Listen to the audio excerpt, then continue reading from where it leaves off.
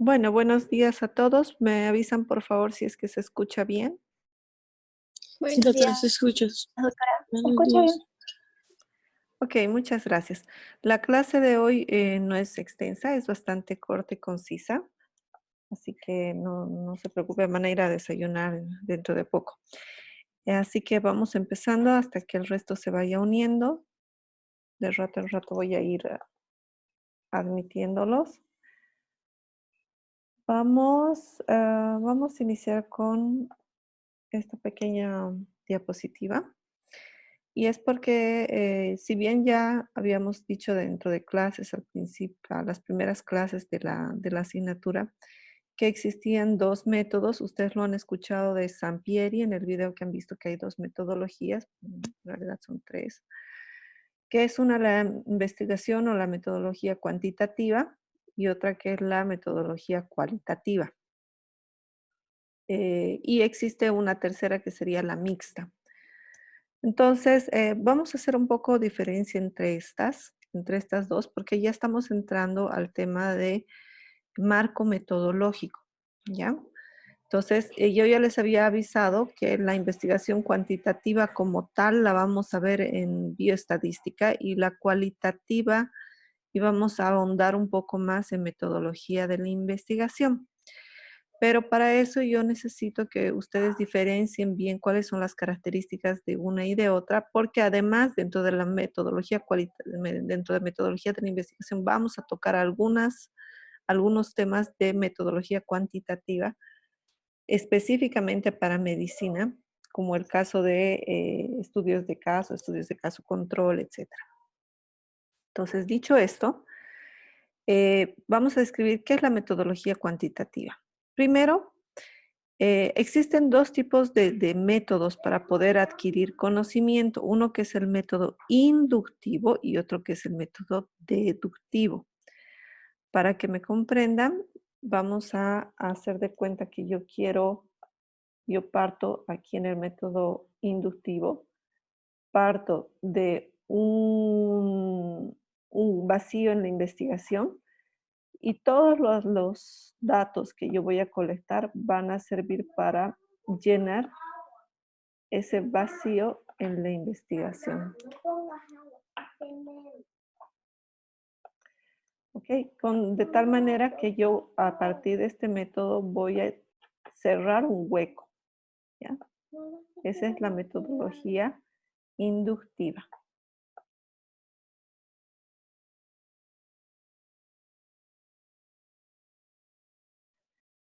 En cambio, en el método deductivo, ¿qué es lo que pasa? Nosotros partimos de un determinado conocimiento, ¿ya? Por ejemplo, apareció el coronavirus. Tenemos un conocimiento de que hay algo nuevo, pero no conocemos nada del resto. Entonces, ¿qué vamos a hacer? Vamos a empezar a deducir a partir de esto qué implicaciones tiene, qué características tiene, cómo se distribuye, cuál es la metodología de tratamiento, cuáles son las complicaciones, etcétera, ¿no? Entonces, a partir de algo, de la parte, yo quiero conocer el todo lo que esté relacionado con él. Y en el método inductivo va al revés, ¿no? A partir de todo el conocimiento que se tiene, yo voy a tratar de inducir algo que no conozco. Y creo que ese es uno de los temas más importantes porque cuando yo trabajo en metodología cuantitativa, este conocimiento nuevo que yo voy a adquirir tiene que estar comprobado y corroborado, como su nombre lo dice, cuantitativamente. Yo tengo que ser capaz de mesurarlo y a través de esa mesura, de esa medida, voy a poder verificar su existencia, sus características, etcétera.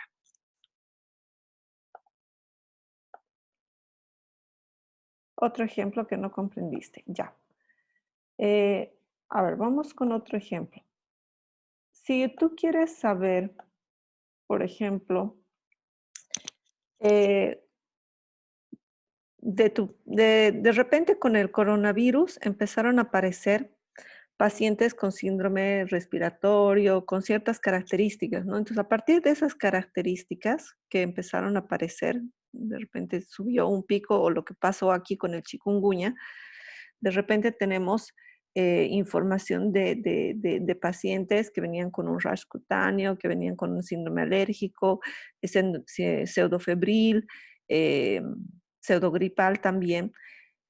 No era dengue, no se comportaba igual que el dengue. Entonces, a partir de toda esa información que yo tenía, de pequeños pedazos de información, yo he empezado a inducir, a cerrar el círculo, a decir, bueno, puede ser dengue, no es dengue, pero se parece al dengue, es esto, este otro. Entonces, yo voy a ir acortando la información hasta encontrar al sujeto que yo necesito encontrar. Ese es el método inductivo. En cambio, cuando yo ya lo encontré, una vez que yo ya lo encontré, ahora yo necesito conocer más sobre él.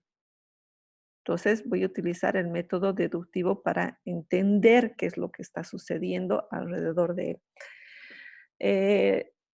Otro ejemplo, digamos que ustedes quieren conocer, ya conocen el cáncer de mama, ya saben cuáles son sus factores de riesgo, etcétera. Entonces, ustedes quieren determinar la prevalencia del cáncer de mama en mujeres de Santa Cruz. Entonces, para conocer esa prevalencia, ustedes con todo el conocimiento que ya tienen, van a empezar a hacer encuestas a las mujeres desde los 18 hasta los 70, 80 años de edad, porque ya más allá tienen demencia senil, ya lo saben porque eso es parte de su conocimiento. Van a empezar a encuestarlas, van a ir a obtener datos del oncológico, por ejemplo, pueden ir a obtener datos de los laboratorios y van a encontrar un dato cuantitativo que es la incidencia o la prevalencia de cáncer de mama en Bolivia, ¿ya? Por el otro lado, si utilizarían el método cualitativo, ustedes saben que existe el cáncer de mama, pero no entienden por qué con el autoexamen mamario, por ejemplo, podrían las mujeres prevenirlo. Entonces, como no saben por qué lo previenen, van a optar diferentes caminos, ¿no? Van a preguntarle si realmente conoce o no conoce, si lo practica o no lo practica, si su marido interrumpe en su práctica del autoexamen mamario, si se sienten acosadas tal vez, si se sienten algunas personas con timidez, con miedo de que las juzguen, etcétera. Entonces, a partir de un conocimiento pequeñito, ustedes quieren conocer el resto del contexto. Y este resto del contexto se va a ir construyendo a medida de que ustedes vayan investigando más. O sea, al principio aquí ustedes no saben qué van a encontrar. En cambio, en la cuantitativa, ustedes prácticamente definen qué es lo que quieren encontrar. Lo tienen claro. Aquí, en este caso, solo quieren saber más y en el método deductivo van a ir encontrando a lo largo. Por eso es que dice que el marco teórico en la metodología cualitativa se va a ir construyendo y es parte del resultado, porque yo no sé todavía qué cosas más me van a salir de aquí. Yo voy a ir averiguándolo a medida de que las personas vayan dándome información. Esto es más o menos como lo que hace un detective, ¿ya? Un detective empieza a investigar de varias fuentes, como un policía, ¿no? Y no sabe lo que va a encontrar, no sabe lo que va a encontrar. Quiere encontrar al culpable, pero en el medio de encontrar al culpable va armando un escenario. En cambio, la cuantitativa no. La cuantitativa ya tiene la bala y lo que van a hacer es van a probar de qué arma dispararon, ¿no? Entonces, y para eso ya tienen una metodología específica, ya saben exactamente qué es lo que tienen que hacer, ya han decomisado las armas y solamente van a hacer las pruebas para que determinen de cuál de las armas salió el proyectil, algo así, ¿ya? Entonces, no sé si ahora sí quedó claro. Bueno, espero que sí. De todas maneras, voy a tratar de buscarles alguna información. Creo que lo que más se nota en esta diferencia es cuando ya vamos avanzando un poco más en la metodología, etcétera. Bueno, aquí en la cuantitativa, como yo voy a medir y las medidas son comparables, son verificables, entonces vamos a decir que la realidad es objetiva, porque yo puedo demostrarlo así objetivamente, decir, bueno, aquí no sé, esta arma tiene calibre 25 y el proyectil disparado es calibre 16, entonces no es, obvio que no lo es, ¿no? Entonces esta no es la arma. Entonces es objetivo y la gente puede verificarlo 10.000 veces si es necesario. En cambio, en la metodología cualitativa, la realidad es subjetiva porque varias personas, varios actores y varias informaciones van a ser entrecruzadas. Y depende mucho del pensamiento de la persona en ese momento que tú entrevistaste, de su percepción de la realidad. Depende mucho del estado del conocimiento del tema que tú estás abordando, de la experiencia que haya tenido las personas con esa realidad. Y es subjetiva y va a tender siempre a cambiar, ¿ya? Siempre va a tender a cambiar. Lo mismo que sucede ahora con el coronavirus. Empezamos con un síndrome de diestrés respiratorio y hoy en día sabemos que aparte de ese síndrome de diestrés respiratorio existe un problema de trombosis y microtrombosis asociada que no está siendo tocada. Entonces, eso es algo que salió de repente en las autopsias y no lo habíamos comprendido todavía bien y tenemos mucho por comprender. Entonces, a medida de que se va ampliando este campo, vamos comprendiendo más a profundidad al virus, pero no sabemos hasta el momento, no sabemos ni siquiera si van a existir efectos adversos del tratamiento con la, por ejemplo, la el tratamiento con quinina que están haciendo actualmente, es altamente agresivo. Entonces puede ser que, y ya se ha dado, que en lugar de salvar a los pacientes, a veces los estamos matando, ¿no? Entonces, pero como no sabemos nada, como estamos a ciegas, entonces estamos trabajando en prueba y error. Ahora con este virus estamos así, entonces uno trabaja le da un determinado antibiótico, una citromicina. Sabemos que los pacientes cardíacos tienen mayor probabilidad. Se ha encontrado en una de las autopsias un megacoágulo que ha taponeado toda la arteria aorta. O sea, imagínense eso, es un coágulo gigante y que eso es lo que lo ha matado. En otro de los cadáveres han encontrado una hepatomegalia y era tan inmenso el hígado del paciente que no permitía distender la cavidad torácica y por eso el paciente no podía respirar más que el daño que sí existía, ¿no? Un daño microvascular a nivel de los pulmones y también se ha observado membranas hialinas en los alvéolos. Entonces, fíjense, estamos trabajando con metodología cualitativa, una autopsia hace esto, ¿no? Investiga, no sabe lo que va a encontrar, pero va investigando y va escarbando para poder encontrar mayores cosas. En cambio, en este paso cuantitativo están los ensayos clínicos, donde yo tengo, por ejemplo, pacientes, les administro la misma dosis de medicamento y voy haciéndoles el seguimiento y mi objetivo es ver, por ejemplo, en cuántos días se soluciona la enfermedad. Y eso es algo que yo puedo medir. En este caso de la cualitativa es muy subjetivo porque muy difícilmente yo lo voy a medir, ¿no? No hay forma a veces de medir. Ah, después, otra de las características es que el investigador es independiente, ¿no? O sea, normalmente en la metodología cuantitativa el investigador solo mide, solo toma datos, es más, a veces ni él mide ni toma datos, colecta información que ya existía en las historias clínicas. En cambio, en la metodología cualitativa nosotros tenemos que entrevistar, podemos guiar, hacer grupos focales, entonces necesariamente vamos a tener que interactuar con lo que estamos investigando. Inclusive en la autopsia nosotros interactuamos, o sea, el cuerpo no se va a abrir solito, no se va a analizar solito, la patología tampoco se va a describir por sí sola. En la cuantitativa, el investigador se considera libre de valores porque es como cuando juegan cartas, se anota lo que se ve. O sea, lo que se observó se anota. Es libre de darle un juzgamiento. O sea, aquí se observó no sé, una leucopenia y eso es así. Se observó en el 80% de los casos de los pacientes, se observó leucopenia. Punto. Y eso ya después tendrá sus consideraciones de el por qué sucedió la leucopenia. Ya no le compete a la cuantitativa, el por qué le compete a la cualitativa. Entonces analizaré cuáles son los motivos de leucopenia y de todos esos veré cuál es el que corresponde, ¿ya? En la cuantitativa dice que hay una causa y hay un efecto. Entonces yo o bien busco la causa o bien analizo el efecto.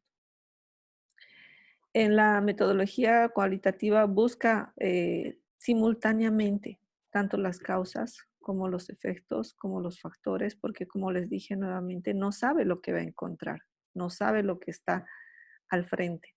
Es como una búsqueda a ciegas. Puede haber también métodos exhaustivos, ¿no? Donde busco absolutamente todo. Eso es sumamente pesado, sumamente desgastante y hay muy pocos trabajos que sean de ese tipo exhaustivos. Disculpa, doctora, Sí, en la cuantitativa dijo fue que se anota lo que se ve.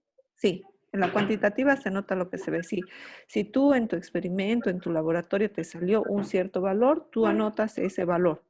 Y dices, en mi experimento salieron estos valores, pero no dices si está bien o está mal, porque eso no te compete a ti.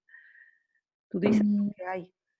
Obviamente habrá un apartado en discusiones donde tú podrás dar tu opinión personal de lo que eso significa, ¿no? Pero en sí, en la cuantitativa, tiene que ser uno muy, pero muy riguroso en no caer en esta subjetividad.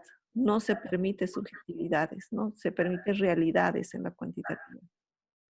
Ya, doctora, gracias. Gracias. Gracias a ti. Pese a que ambos parten del método científico, quien tiene más probabilidad de error es la investigación cualitativa y hay que ser muy hábil, demasiado hábil para poder evitar esta subjetividad.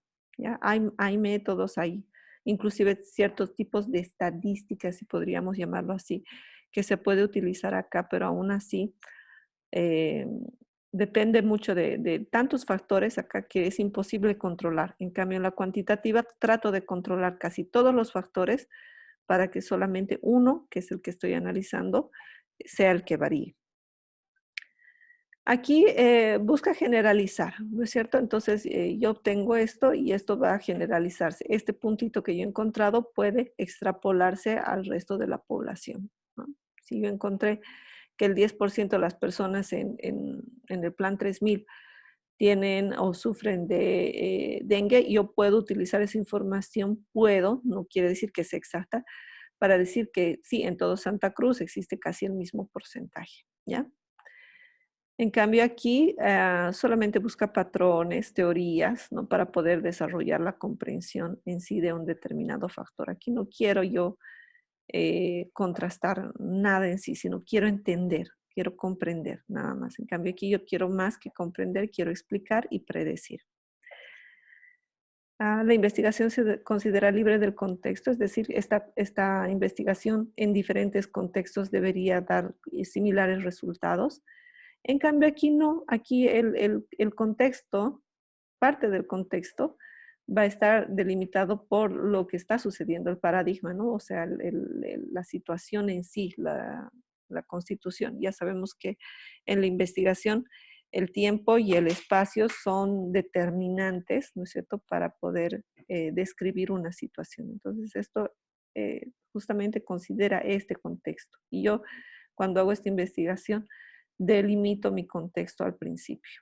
¿Ya? Se ha hecho investigación, por ejemplo, en mujeres trabajadoras sexuales en África, ¿no? Y por qué ellas, pese a saber de que había el problema de VIH, ellas todavía continuaban exponiéndose, etcétera. Entonces, habían condicionantes sociales, condicionantes económicas, condicionantes políticas, ¿no? Narcotráfico, trata de personas, y había un montón de contextos que se pueden analizar.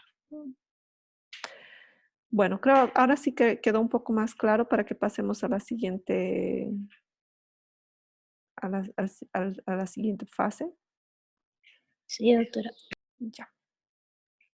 Vámonos entonces a la presentación que ya les había compartido. Y vamos a decir que, bueno, hay diferentes diseños para poder contestar nuestras preguntas. Esta parte es un poquito espero que sea más fácil, más entendible. Vamos a tratar de hacer algunos ejemplos, ¿no? Hay muchas formas de clasificar por el tipo de sujeto, por el tiempo, por las consideraciones, etcétera. Entonces, hay diferentes diseños que yo voy a adaptar.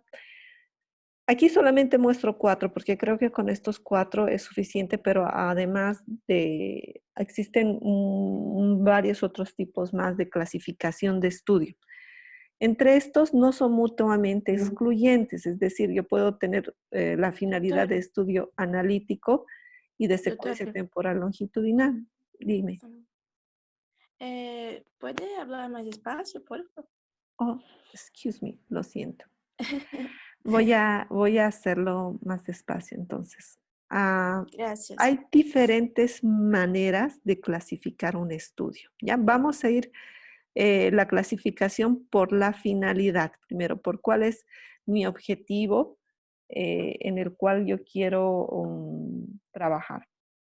Entonces, según la finalidad, yo puedo hacer estudios de tipo descriptivo, que como su nombre lo dice, yo solo quiero describir un fenómeno, o yo puedo hacer de tipo analítico, cuyo objetivo, aquí me falta un L, tu objetivo va a ser analizar. ¿De qué difieren los dos? Cuando yo hago solamente descriptivo, yo obviamente no voy a comparar mi situación con otra situación. El analítico sí compara, ¿no? El analítico compara una situación A con una situación B. Puede ser en el tiempo, por ejemplo, antes y después, o puede ser en distintos contextos, digamos, en un sitio A y en un sitio B, o también en distintos pacientes, en mujeres, por ejemplo, versus hombres. El descriptivo solamente, su nombre lo dice, describe, y por lo tanto, si utilizamos este método en la parte cuantitativa, voy a utilizar estadísticos descriptivos. Y si voy a utilizarlo en el contexto cualitativo, pues nuevamente solamente voy a analizar un solo contexto y no varios. ¿Ya? Entonces, estudios, por ejemplo, para describir una determinada patología, por ejemplo, puedo describir cómo es la situación. Espérame un segundo, por favor.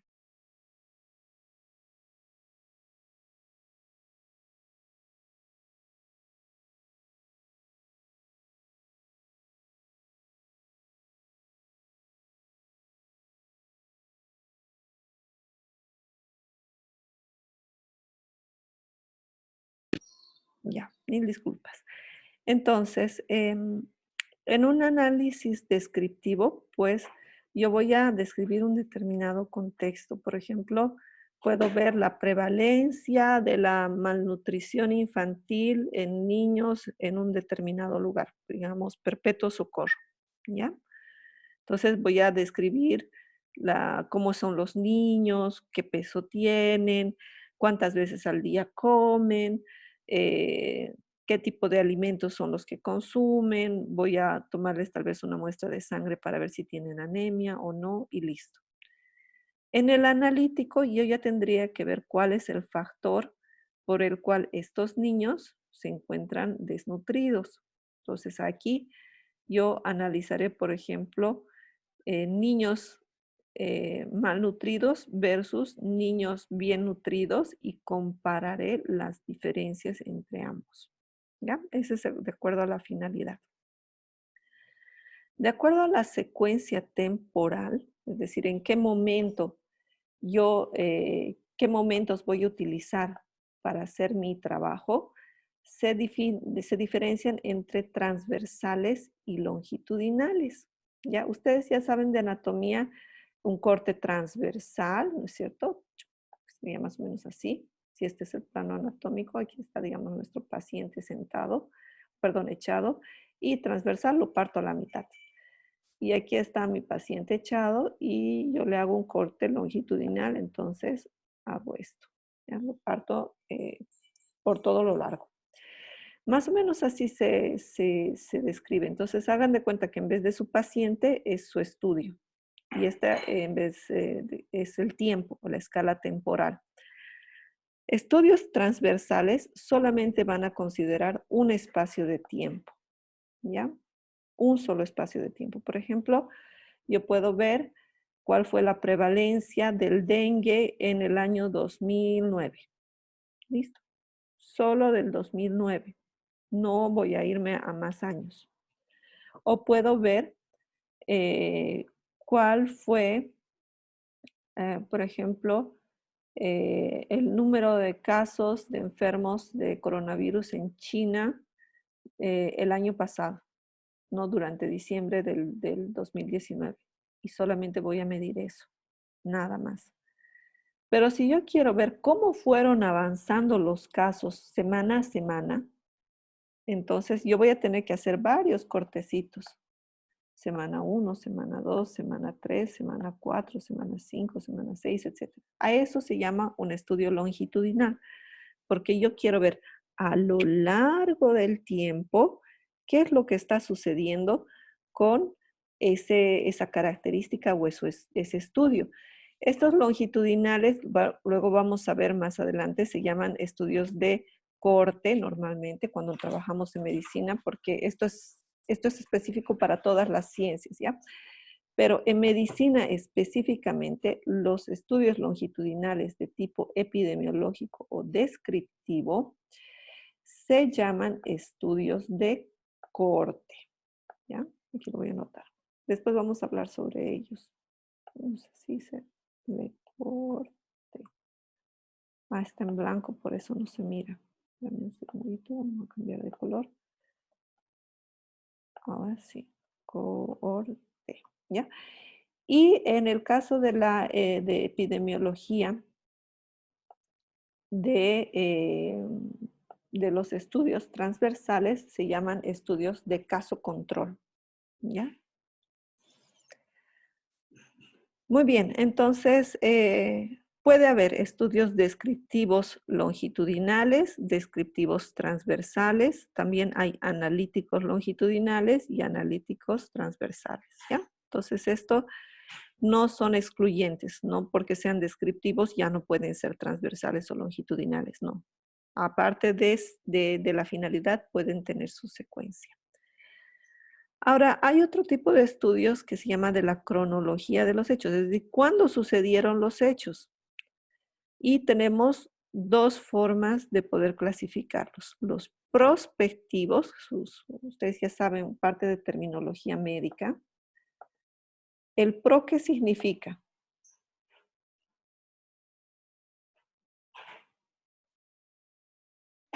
¿Qué significa el pro? ¿Qué es lo más alto, más lo último? No. Por ejemplo, un sonido protosistólico, que es después de la sístole.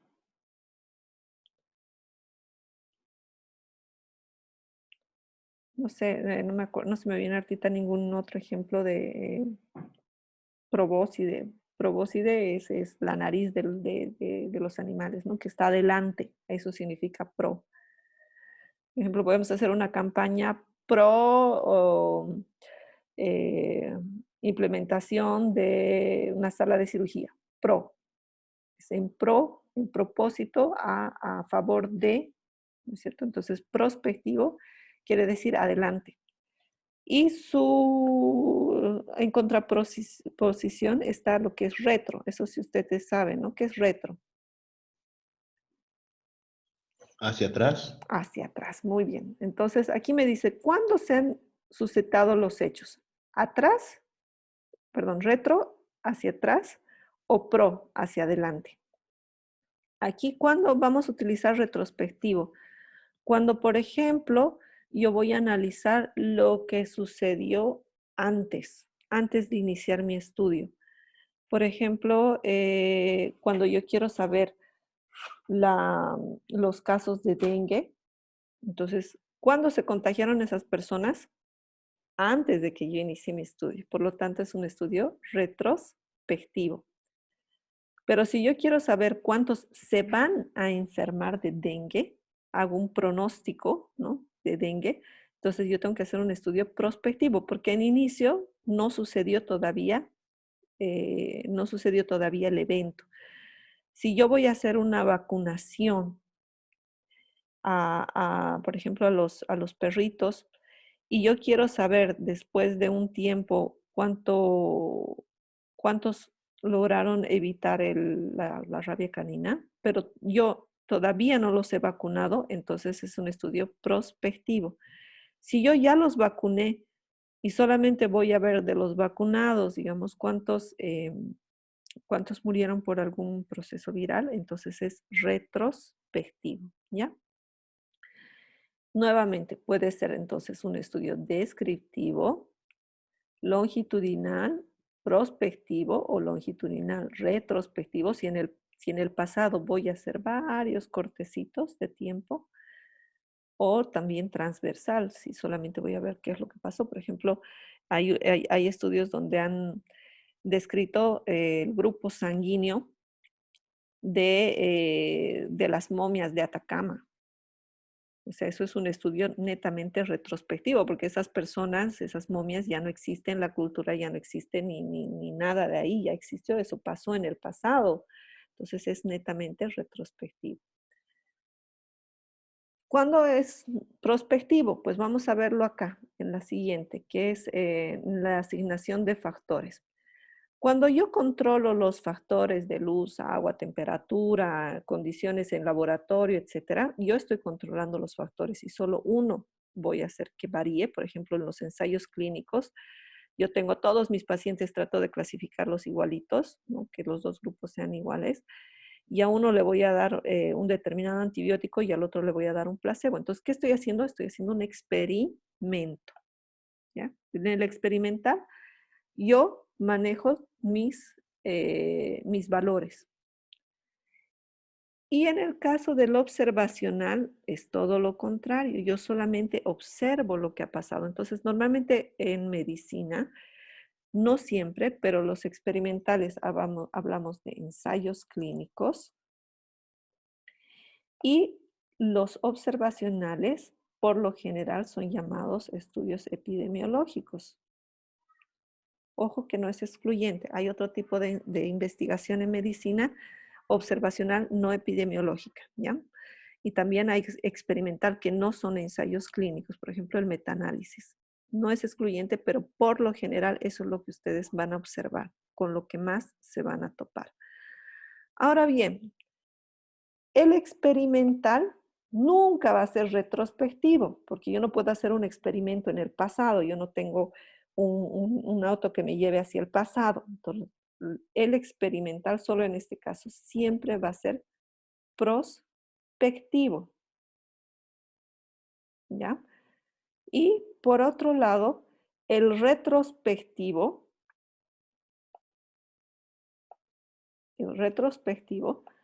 nunca puede ser experimental. Nunca. Yo no puedo experimentar nuevamente en el pasado. Entonces, al revés, sería algo así. El retrospectivo siempre va a ser observacional. ¿Ya? El observacional puede ser prospectivo y retrospectivo, pero si es retrospectivo, siempre va a ser observacional y nunca experimental. ¿Ya? Eso es algo que a veces se confunden. Experimental me ponen y retrospectivo. Entonces, no existe eso. Ahora vamos a hacer un pequeño juego, ¿ya? Para que ustedes entiendan bien esto y clarísimo y no se les vaya a olvidar. Hagan de cuenta, vamos a usar como sujeto de investigación, a ver, ¿a quién? Vamos a un chico. Ícaro, ya. Ícaro decide él ir al gimnasio. ¿Por qué? Porque quiere verse bien, porque le gusta mucho, no sé, le gusta mucho hacer ejercicio, etc. Entonces, él agarra y decide inscribirse a un gimnasio, ¿no? Y junto con una de sus amigas, agarra los dos se inscriben y empiezan a hacer sus ejercicios, ¿ya? Al final del cabo de 6 meses, ni se pesaron, al final de los 6 meses de hacer ejercicios, ellos analizan sus resultados, ¿ya? Ellos determinan al inicio cuántas flexiones van a hacer, cuántas horas al día van a hacer los ejercicios, etc. Entonces, eso lo determinan al principio y después de 6 meses ellos observan sus resultados, ¿ya? Y comparan entre Ícaro y su compañero. La pregunta en ese ejemplo, ¿es analítico o descriptivo? Analítico. Es analítico. ¿Por qué? Porque están comparando Ícaro con su compañera, ¿ya? ¿Es transversal o longitudinal? Longitudinal. A ver, ¿por qué longitudinal? Porque está en por una secuencia de tiempo bastante amplia. No solo están viendo el resultado de un solo momento, están viendo el resultado de varios momentos.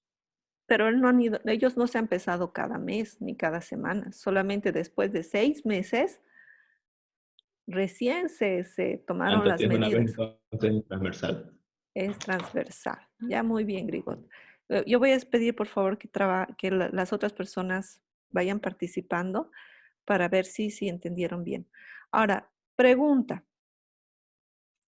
Si ellos se pesaron después de 6 meses de hacer, ¿el estudio es prospectivo o retrospectivo?